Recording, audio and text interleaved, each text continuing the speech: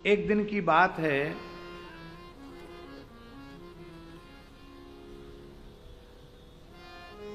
श्री नामदेव जी महाराष्ट्र के महान संत श्री गोराई के यहाँ, गोराई कुम्हार जाति के थे। गोराई काका गृहस्थ भक्त थे, भगवान साक्षात खेलते थे उनके साथ। एक गोराई काका के यहाँ नित्य प्रति संतों की बैठक होती थी, थोड़ी देर सत्संग होता था, कथा कीर्तन पदगान होता था। आप सोचिए कैसे सिद्ध भक्त होंगे गोराई काका, जिनके घर में श्री निवृत्तिनाथ जी, श्री ज्ञानेश्वर महाराज, श्री सोपान देव, मुक्ताबाई, श्री नामदेव जी आदि संत प्रतिदिन, सावता माली, ये सब संत प्रतिदिन आकर के सत्संग किया करते थे। एक दिन की बात है, सत्संग करने बैठे थे तो उसी समय मुक्ताबाई ने पूछा, कुम्हारों के यहाँ जो थापी होती ना, घड़ा को ठोक ठोक पीटने वाली लकड़ी की थापी होती है, उस थापी को मुक्ताबाई ने उठाया, कहा काका जी ये क्या है? बोले ये थापी है बिटिया मुक्ता, ये थापी है, इससे कच्चे घड़ों को पक्का किया जाता है और जब घड़े पक जाते हैं तब उनको ठोक करके देखा जाता है कौन घड़ा ठीक से पक गया कौन नहीं। जो पक गया होगा वो टन टन बोलता है, जो नहीं पका वो झन झन बोलता है। तो जब नहीं पका उसको अलग कर देते हैं, पक गया उसको अलग रख देते हैं। और जब कच्चा घड़ा होता है तो गुरु कुमार शिष्य कुंभ है, गड़गड़ी काढ़ है खोट, अंतर हाथ सहाय दे बाहर मारे चोट। उसको गोल मटोल ठोक ठोक करके थापी से ही किया जाता, भीतर से हाथ लगा के धीरे धीरे थापी से ठोका जाता है।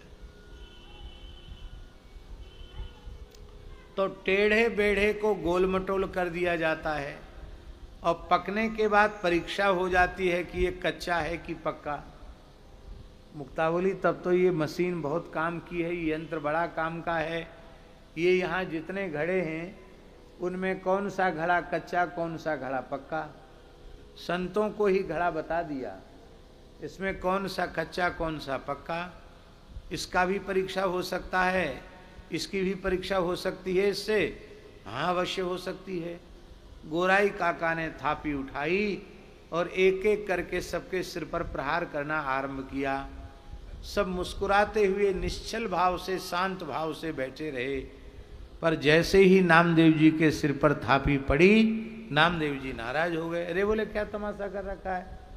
घर में लोग महापुरुषों को, संतों को बुलाते हैं, उनका अर्घ पाद्य आचमन से स्वागत सत्कार करते हैं, उनके चरणों में प्रणाम करते हैं, हो सके तो फूल माला पहनाते हैं, चंदन लगाते हैं, और तुम प्रहार कर रहे हो, ये क्या उचित है? मुक्ताबाई तो बालिका है, वो बोल रही है, आप भी खेलने लग गए। गोराई काका ने हंसकर कह दिया कि और सब घड़े तो पक्के, दुर्भाग्य से यही एक घड़ा कच्चा रह गया। गोराई काका की बात सुनकर सब हंसने लगे और नामदेव जी को लगा कि अरे हमको इन संतों के बीच में कच्चा भक्त कह दिया। तो श्री पंडरीनाथ जी के सामने रोने लगे। भगवान का इतना वात्सल्य दुलार है नामदेव जी को कि शायद कलिकाल में इतना लाड़ प्यार दुलार और किसी को न मिला होगा जितना श्री नामदेव जी को मिला। नामदेव जी की आंखों में भगवान आंसू नहीं देख सकते। कहा नामदेव जी तुम उदास क्यों हो, क्यों रो रहे हो? बोले हम इसलिए रो रहे हैं कि गोराई काका ने सबके बीच में हमको कच्चा भक्त कह दिया। भगवान ने मुस्कुरा कर बोले संत हैं, अनुभवी संत हैं, ज्ञान विज्ञान संपन्न भक्त हैं, झूठ तो बोल नहीं सकते, जो कुछ कह दिया वह सत्य ही कहा होगा, झूठ तो नहीं बोल सकते, वो सच्ची बात कही। तो आप भी कच्चा कह रहे हैं? बोले हाँ, जब गोराई ने कच्चा कह दिया तो तुम कच्चे ही हो। तो हम कच्चे हैं तो आप पक्का बनाओ। ठाकुर जी बोले कच्चे को पक्का बनाना हमारा काम नहीं है, कच्चे को पक्का बनाना संत सदगुरु का काम है। ध्यान में आई बात? नहीं आई? जो काम भगवान नहीं कर सकते वह काम संत करते हैं, सदगुरु करते हैं, कच्चे को पक्का बनाते हैं।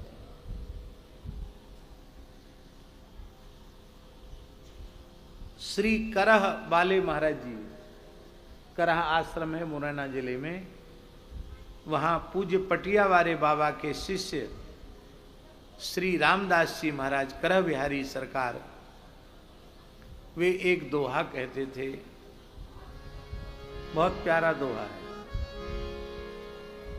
पक्का होना जो चाहे,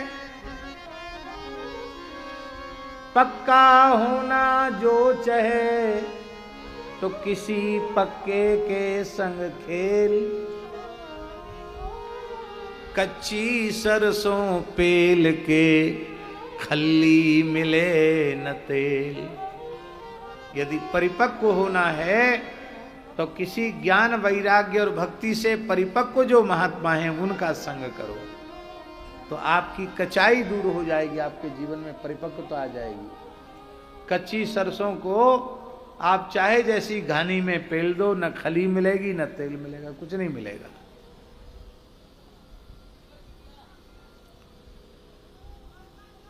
भगवान बोले कच्चे को पक्का बनाना हमारा काम नहीं, कच्चे को पक्का बनाना गुरु जी का काम।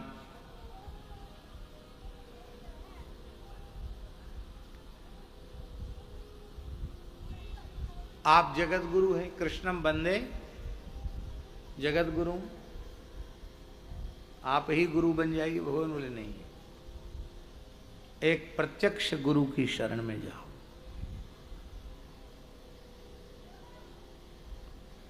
तो महाराज पता बताओ कहाँ गुरु मिलेंगे? कहा कल प्रातः काल उत्तर दिशा की ओर बढ़ते चले जाना, घोर जंगल में जहाँ कोई शिवालय मिले और शिवालय में जो अवधूत दिखाई पड़े उनको सामान्य मत समझना, वही गुरु हैं ऐसा मान लेना। तो वहां जंगल में गए तो वहां क्या देखा कि शिवालय में एक अवधूत पागल के जैसे कोई महानुभाव हैं, वो शिव जी के मंदिर के गर्भगृह में लेटे हैं। छोटा मंदिर का गर्भगृह, तो शंकर जी की पिंडी के ऊपर ही अपने दोनों पैर रख करके सो रहे हैं ठाठ से, शिवलिंग पर पैर रख करके सो रहे हैं। नामदेव जी को बड़ा दुख हुआ कि कैसा पागल आदमी है, एक तो मंदिर के गर्भगृह में सोना निषिद्ध है, फिर शिवजी पर पैर रख करके सो रहा है, कैसा आदमी है। नामदेव जी ने जगाया, जगा करके कहा कि अरे भाई क्या दिखता नहीं है तुमको, शिवजी के ऊपर पैर रखकर सो रहे हो? तो कहा मुझे कुछ नहीं दिखता, क्या करें, कहाँ हैं मेरे पैर? बोले शिवजी के ऊपर तुम्हारे पैर हैं। अच्छा तो मुझे तो पता ही नहीं कहाँ शिवजी हैं कहाँ मेरे पैर हैं। तो ठीक है, जहाँ शिवजी न हो वहीं मेरे पैर कर दो, क्योंकि मैं बड़ा बूढ़ा आदमी क्या करूं। जहाँ शिवजी न हो वहाँ मेरे पैर कर दो। तो जैसी नामदेव जी ने उन अवधूत के चरणों को हटाया, तो जिधर जिधर चरण घुमाते चले जाते हैं वहीं वहीं शिवलिंग प्रकट होता चला जाता है। तब समझ में आ गया कि भगवान जिनके पास भेजना चाहते वो यही है। वो थे भक्त विशोबा खेचर। तब उन्होंने कहा संपूर्ण ज्ञान और संपूर्ण भक्ति यही है कि सर्वत्र भगवान का अनुभव होने लग जाए। है? जैसे कहा ना कि जहां शिव जी न हो वहां रख दो, तो शिव तत्व तो सर्वत्र है, व्यापक है। ब्रह्म तत्व परमात्मा तत्व सर्वत्र समान रूप से व्यापक है। तो जब तक सर्वत्र भगवान का दर्शन न होने लग जाए तब तक न तो ज्ञान पूर्ण है न ही भक्ति पूर्ण है। सिद्धावस्था यही है, यही कचाई है। तुम हम में तो हमको देखते हो, पर सब में हमको नहीं देखते हो। और आज से निश्चय कर लिया कि सर्वत्र सब में सर्वगत सर्वरूप सर्वमय भगवान हैं। इस सिद्धांत को श्री नामदेव जी महाराज ने दृढ़ता पूर्वक अपने हृदय में धारण कर लिया। अब तो जहां जहां आपकी दृष्टि जाती सर्वत्र आप भगवान का दर्शन करते। इसीलिए नाभाजी ने कहा है, नामदेव प्रतिज्ञा निर्वही ज्यों त्रेता नरहरि दास की। जैसे प्रहलाद जी ने सब में भगवान को देख लिया, ऐसे ही श्री नामदेव जी ने सब में भगवान का दर्शन कर लिया। अब एक चरित्र है श्री नामदेव जी का, जिसका प्रियादास जी वर्णन कर रहे हैं। औचक ही घर मांझ सांझ ही अग्नि लागी, बड़ो अनुरागी रह गई सो डारिये। कहें अहो नाथ सब कीजिए जो अंगीकार, हंसे सुकुमार हरि मोही को निहारिये। तुमरो भवन और सके कौन आया, भयों प्रसन्न छान छाई आप सारिये। पूछें आन लोग कौन छाई हो छवाय दीजे, लीजे जोई भावे तन मन प्राण वारिये। एक बार श्री नामदेव जी भगवत भजन में तल्लीन थे और उसी समय इनको इनके घर में आग लग गई।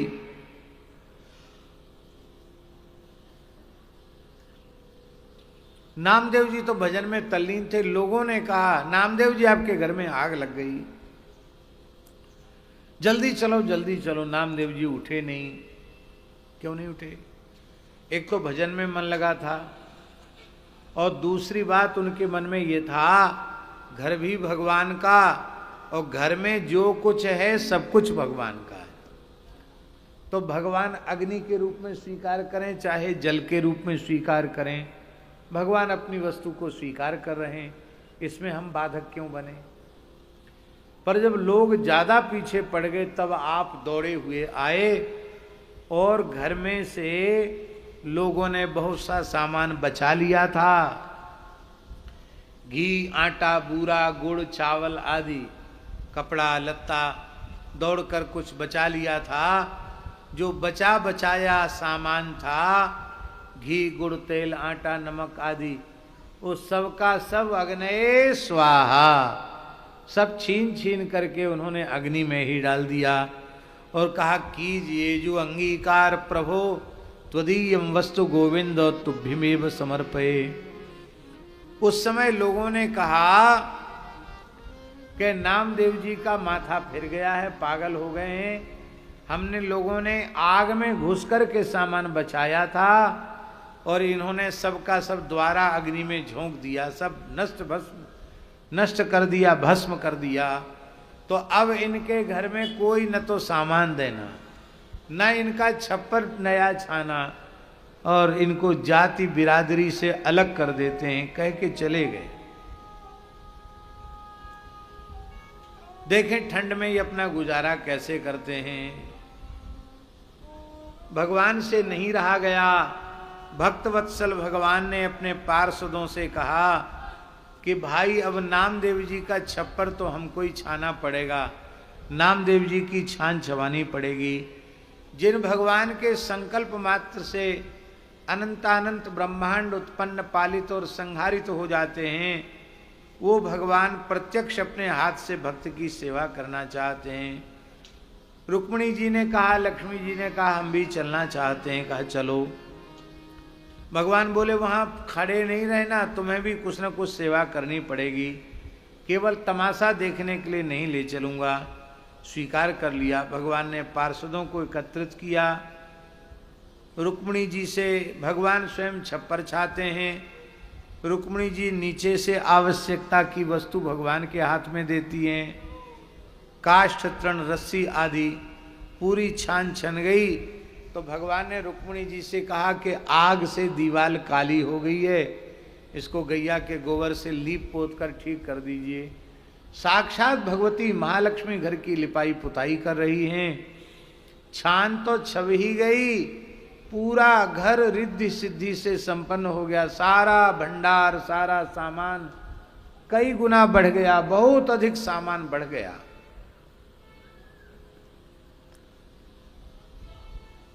नामदेव जी ने कहा कि भगवान आपने छप्पर तो छा दिया है, मजदूर के वेश में भगवान आए थे, लेकिन हमारे पास कुछ देने को नहीं है। तो भगवान बोले कि देने वाले ग्राहक तो हमारे बहुत हैं। हमने सुना है आप बहुत सुंदर पदगान करते हैं, आप पद सुनाते रहना। नामदेव जी को तो पद गाने का व्यसन, पूरी रात कीर्तन करते रहे, भगवान श्रवण करते हुए। भगवान ने छप्पर छा दिया। गांव के लोग सोच रहे थे कि देखें नामदेव जी की रात कैसे कटी होगी। प्रातः काल आए तो बहुत बढ़िया लिपाई पुताई, पूरा घर रंगोली बनी हुई है। जैसे नए भवन का उद्घाटन होता तो फूलों की लड़ियों से सजा दिया जाता है।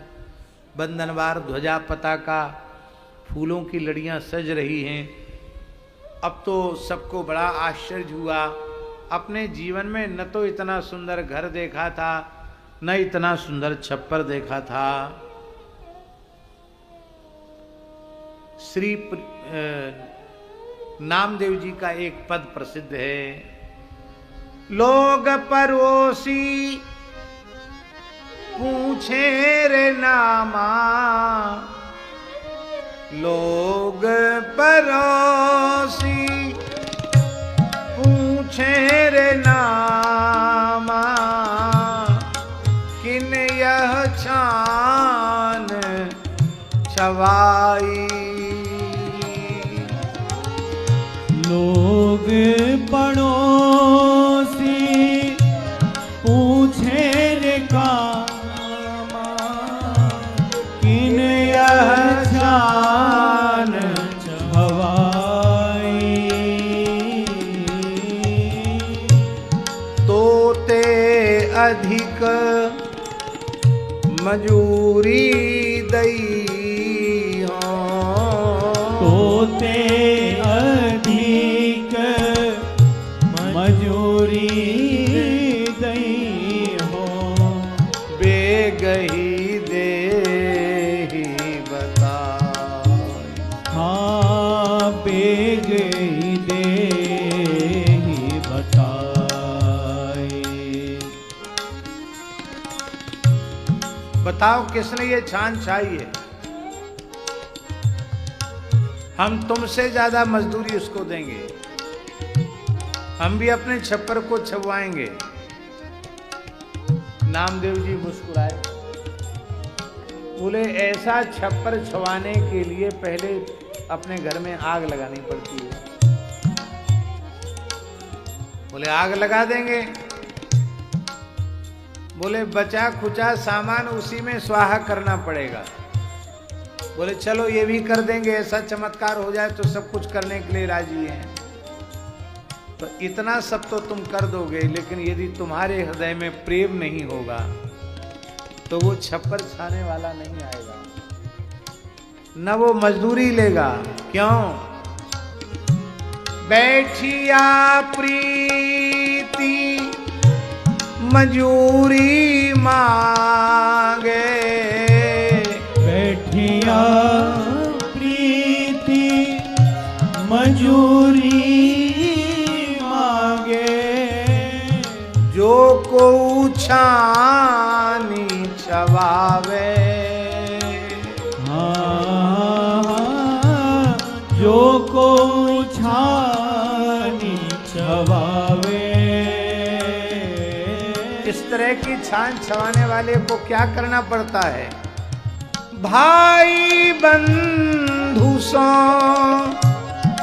तो नाता तोरे, भाई बंधु सो नाता तोरे।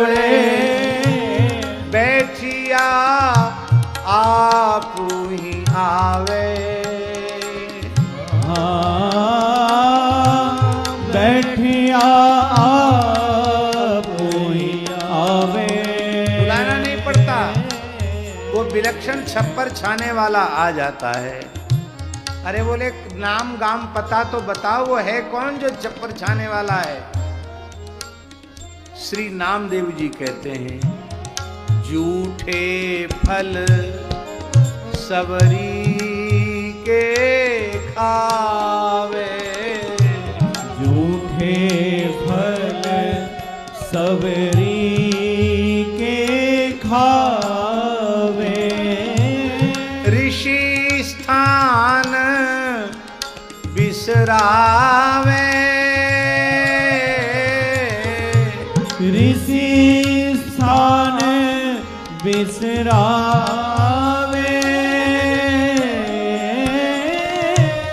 दुर्योधन की मेवा त्यागे, दुर्योधन की मेवा त्यागे, साग विदुर घर खावे,